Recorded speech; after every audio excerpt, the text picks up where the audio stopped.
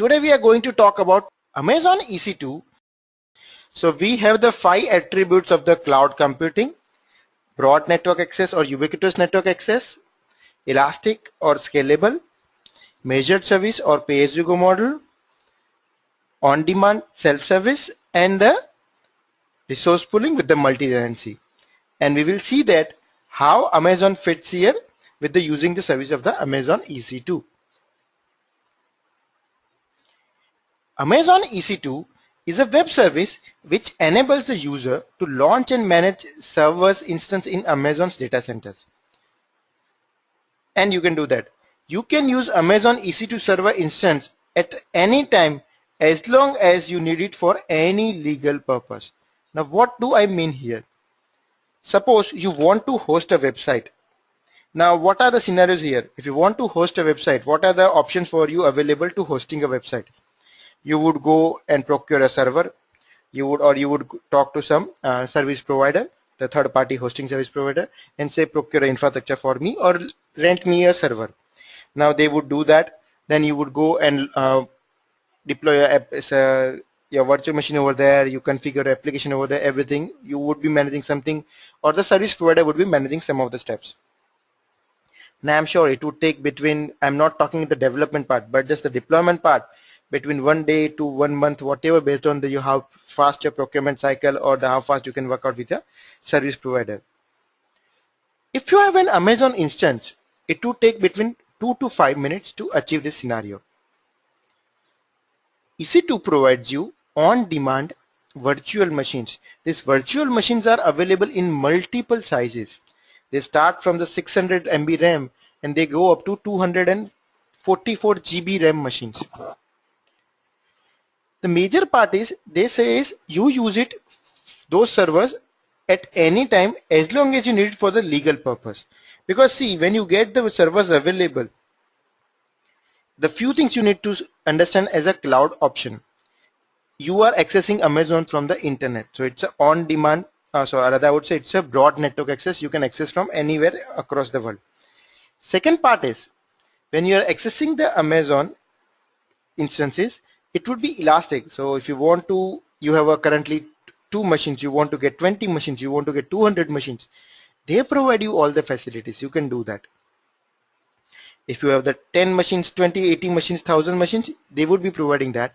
You need 200 GB RAM, you need only 2 GB RAM, they would provide you that kind of a scenarios. So it's a much on demand and elastic by nature. Plus the best part is, it would be charging you only for the resources you are using. So if you keep your instance running for 2 hours, it would be charging you for 2 hours only. So it's everything cost is on an hourly basis. Then the everything cost is on an hourly basis. Then what would happen in that scenario would be, how about the resource pooling? See, Amazon does the real multi-tenancy over there. So they would have a, if you see today in the security scenario, they would have a huge data center which they would be virtualizing and offering to the various tenants. Now in this scenario, you would say, how do you make a tenant? Like for example, Edureka has procured Amazon account. Now all the Edureka users can use the Amazon. They can make it, right? Now whether only one person is accessing or everyone accessing, that's a completely you. So Edureka would be a tenant for Amazon, and Amazon would be doing the resource or the resource optimization or resource pooling to provide the optimal resources to the users. The advantage here is, whatever resource you need, you use that. If you don't need it, you terminate, or you don't, you remove it, and you will be paying only for the service you are using that. So this it makes a perfect cloud solution for you, Amazon Web Services, and we will see that how to use and what are its offerings. So Amazon EC2 is elastic. It's a flexible. It's a flexible because it comes with a multiple flavors. It supports lots of operating system or the server OS. So it comes with the different Linux players, starting from Ubuntu, Fedora, and Amazon Linux, Red Hat Linux, SUSE Linux. Yeah, HP Linux, as of my knowledge, is not available from Amazon. Also Macintosh is not available from Amazon as of now. But in the Windows also, it comes with the different flavors of the Windows operating system. The server 2012, 8, they are available. then it's much secure. We see the case of the security groups. We'll also see the some case of the private key files. It's a controlled environment. Now you would say that how do I get control? Once you get a virtual machine, that virtual machine would be completely in your control. You can launch, terminate instance as per your requirement. You can scale up, scale down, so it will be a complete control environment for you. It comes with lots of pre-built AMIs, and that's the major USP of Amazon. It is having a strong ecosystem. Now what would happen when you need to get a virtual server? For example, you need to get a LAMP stack. So what would you see? You just go and select an AMI which is pre-configured for the LAMP stack. So you just select an AMI for LAMP, you launch an instance from that, you would have a ready-made LAMP instance installed as part of that. Another best example would be you need to, if you have to, you are a DBA, you want to install Oracle with the Amazon. Now how much time, how much cost does it will it cost you, or time also? It will take around 6 hours. If you have to install Linux, it would take between 4 hours to 6 hours or sometimes more based on your knowledge availability. With Amazon, there is an AMI readily available for the Oracle Linux, not the Oracle Linux, Oracle install on top of the Linux. You just select the that AMI, launch an instance. That server would always have the Oracle install as part of that. So it's a ready to use AMIs available from that. It's a very inexpensive because it provides you the pay as you go model. So it's a quite cost effective over here. One question, CentOS, yes, CentOS is also available. And one question says, what is LAMP stack? LAMP means Linux Apache MySQL PHP. That's a famous name, acronym given for the LAMP stack, which is available in the Amazon also. Now let's understand how does this EC2 instance work. So generally you have to find an AMI. Yeah, one good point from the Shiva Kumar, which says, what about the license on those AMIs of the operating system? I'll come to that in a while. So you would be finding, first thing would be when you want to launch an instance, AMI is nothing but a pre-configured bundle software. So you can think of it's a ISO format of the Amazon. Now it would be in some different format stored which you cannot use or you cannot understand. You just need to select an AMI, and when you select an AMI, then you can just launch an instance from that AMI. Now once you have the instance available, you can install any software as part of that instance, and once you have that software also available, you can customize your own AMI from that also. So you can make your own AMI from the that. So for example, if I just draw you something here, this is an AMI available to you. Now you launch a virtual machine or instance from that. So you would have an instance also available then from you. Now you install some more software over here in that instance. So now it becomes something like a I2. So this instance would also have some data available. It will have that operating system. It will also have that application server. It will have the database. It will have some other configuration like the queue part and everything would be here. Now you create a new AMI from this, which is called A2. So in future, when you launch A2, you will get the instance exactly equivalent to I2 only, which will have database, application server, operating system, queuing software, everything installed from the beginning.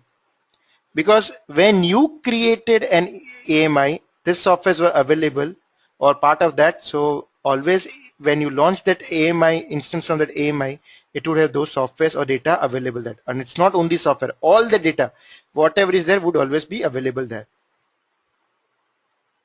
So is this like a template on VMware? Yes, it's almost similar. So this is how it would be working out for you. Now, if you want to make your own AMI from the scratch, like you want to make your AMI from your operating system, something, you can do that. There is guide available from Amazon. Also in our LMS learning management solution, we have a discussion forum where I have put that data for that. So you can always go and check that part also. I provided a link which can help you to create your own AMI from the scratch. Now with this, let's understand the EC2 instance lifecycle. So what does happen with the EC2 normally? Generally you would always have an AMI. So you select the AMI which you want to have. So suppose you selected an AMI with the LAMP stack, Linux, Apache, MySQL, PHP. So you selected AMI with the LAMP stack. Now you launch that AMI. When you launch that AMI, you need to provide certain parameters like which security group this instance would have. There is a concept called the key pair file, that's a PK, private key pair file. There would be how many instances are you going to launch, what would be the size of the instance. So you provide lots of parameters while launching this AMI. Once that AMI is launched, an instance would be started launching. Initially it would be in a pending state. So when instance is in a pending state, what would happen? Generally all the data of the AMI, that is a bundle software configured, is always part of the S3. What is S3? We will see in the tomorrow session. So they are stored in the storage service of the Amazon. Now this instance would start copying all the data from the S3 to here. So they will start copying the bootable devices and everything here. So all the boot partitions requirements, whatever data it will be, it will start copying there. It will do the bootstrapping part also. Then instance would come into the running state. So when instance comes into the running state, it would always have some public IPs available there and private IP. It will have both public and private IPs both. So in that scenario, it will have a public and private IP. So you can connect that instance over using the public IP over the internet. If required, Amazon provides the concept of elastic IP, which we will see in a later part of the stage. You can assign that also. And then you can install the software over here, whatever you want to plan, you can do on that instance. Now after a while, year, 2 years, 3 years, you don't need this instance. You can always terminate this instance. When you terminate this instance, it will start shutting down. It will release all the resources like the IP address, the storage, whatever, it would start releasing that. And then at the end, instance would be terminated. So this is the complete cycle. Now you see this blue dark arrow is the case that Amazon would charge you. So as soon as the instance start come into pending state till the instance is terminated, Amazon would keep charging you for that instance running cost. So for example, you have launched an instance and you have configured that, okay, it would be having a 2 GB RAM and something, and you are not using at all. You not using means you have installed Apache web server over there. Now if you are not accessing that website, your Amazon instance is still running over there. Or for example, you started an instance and you forgot to terminate. It will still keep charging you. The reason is, understand, Amazon has provisioned you resource. Amazon has provisioned you resource of 2 GB RAM and whatever is that. Now what you are doing with that, that is completely your concern. It's not Amazon's concern. So Amazon would always charge you for the running cost of that instance. So you would say, no, then it's a little odd scenario, right? Because I want to run this instance for just 1 hour, 2 hours, then I don't want to use it. If Amazon keeps charging me 24 hours, it's not a good scenario. Amazon understands your requirement, and for that Amazon has a requirement which is highlighted in the middle. There is a special type of Amazon instance available, which is called the EBS back instance, which we will see in detail today, even see the demo.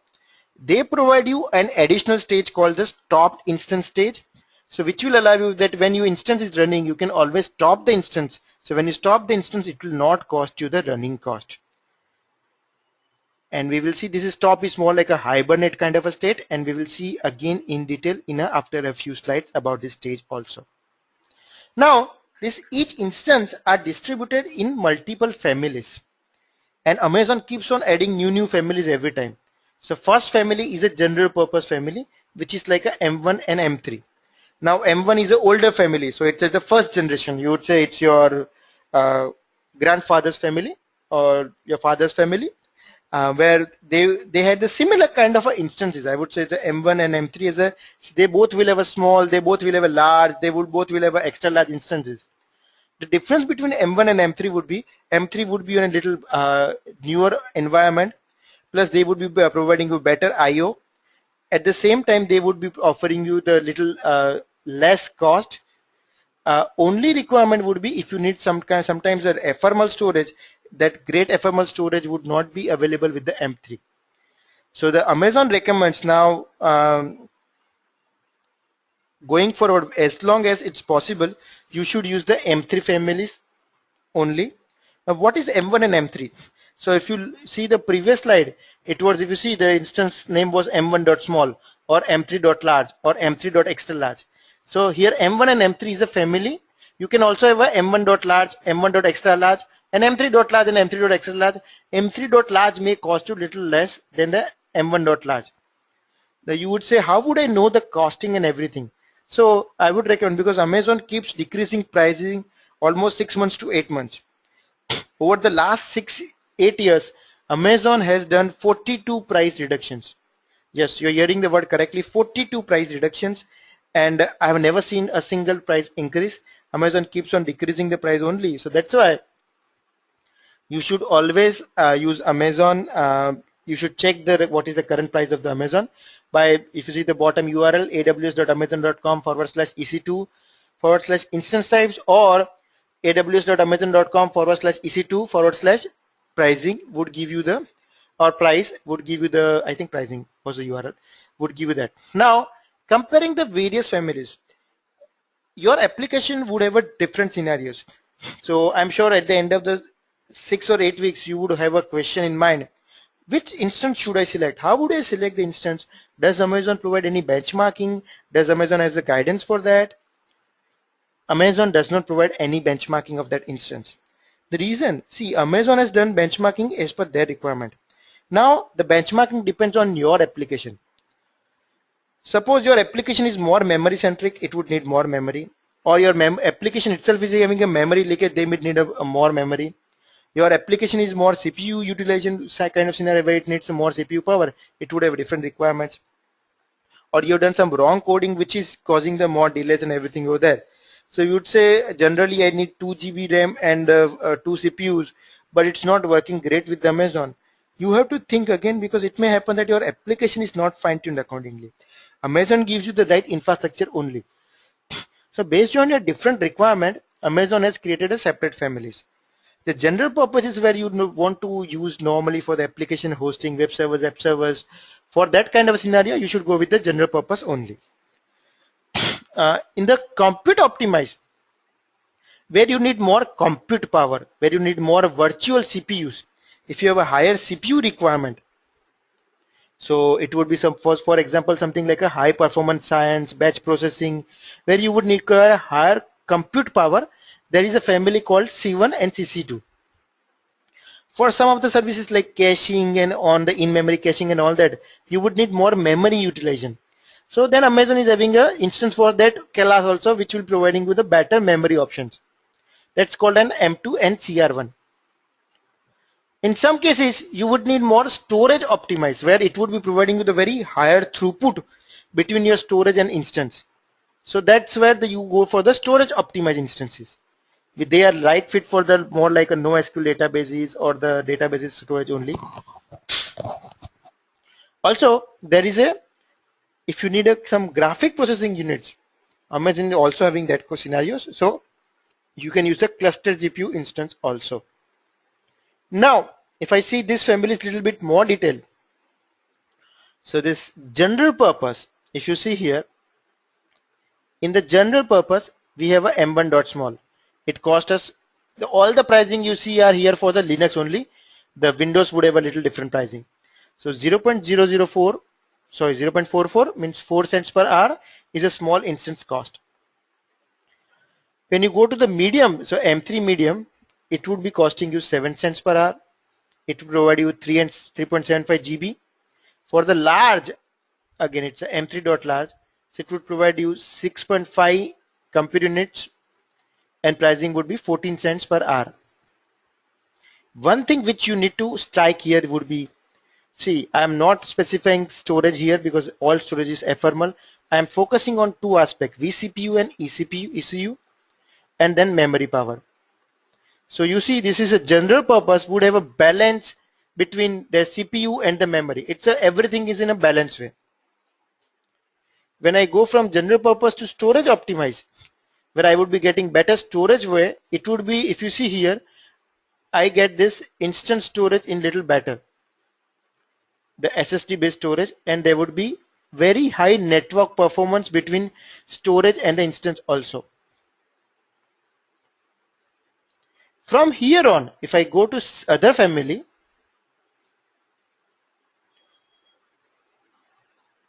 if you see compute optimize, you would see in the compute optimized large you will have almost 7 ECUs, elastic compute units, but the memory would be little less. In the compute optimized extra large, you would have a 7.5 GB RAM, but your elastic compute units are more. In 8x extra large, you would have up to 108 elastic compute units or 32 virtual CPUs available there. At the same time, if you go to the memory optimize, you would see the case that for the memory optimize you would have up to 244 GB RAM also possible with you. So Amazon provides, based on your requirement, Amazon provides the various instance sizes, whether you need more memory, whether you need more compute power, whether you need balance part, whether you need better storage part. Amazon is having the various different instance families. You choose according to your requirement.